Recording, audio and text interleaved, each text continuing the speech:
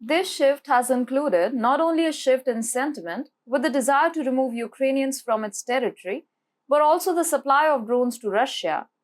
Hi and welcome, I'm your host Vedika. Let's begin. A recent report sheds light on the Czech Republic's involvement in supplying drone parts to Russia for its offensive against Ukraine. AXI Model Motors, a Czech company, denied supplying its products to the military after a Ukrainian soldier found a component manufactured by them inside a downed Russian Lancet drone. The drone bore the Made in Czech Republic label and the AXI Model Motors logo. The Lancet drone, commonly used by Russia for reconnaissance and strikes, has raised concerns due to its Czech components. Model Motors stated that its products were misused by a third party for sale to the Russian military, and measures have been taken to prevent recurrence. Czech authorities have reportedly been aware of these instances for over a year, investigating how their components reached the Russian military. The intelligence services visited Model Motors owners during the invasion's outset, continuing the investigation. This brings us to President Pavel's notable shift in perspective. Czechia has recently altered its approach, aiming to reduce benefits for Ukrainian refugees. This adjustment has led to a decrease of over one-third in the financial support provided to Ukrainian refugees.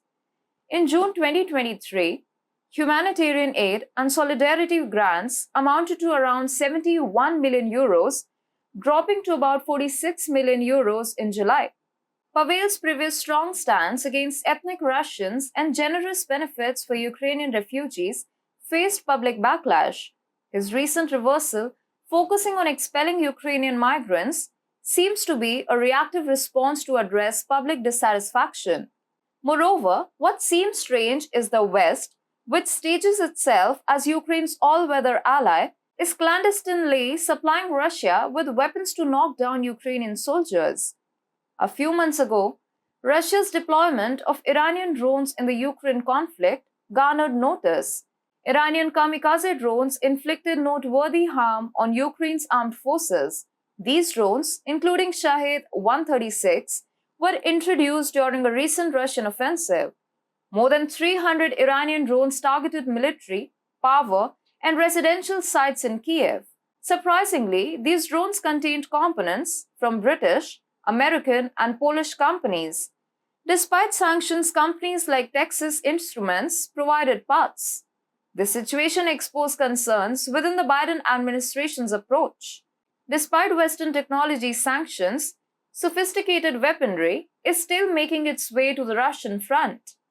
Records indicate Kyrgyz firms are trading drone, aircraft, and bomb parts with Russia, even as US sanctioned Kyrgyz companies were suspected of aiding Russian sanctions evasion. Notably, Russia employs advanced weaponry like the Lancet kamikaze drone that evades radars, operates quietly, and damages heavy machinery. About 850 Lancets have been used since the war's onset, posing a major threat to Ukraine. While reports suggested dwindling numbers, Russia continues producing and enhancing them, with Western components and equipment from Asian-friendly countries contributing to their sustained production.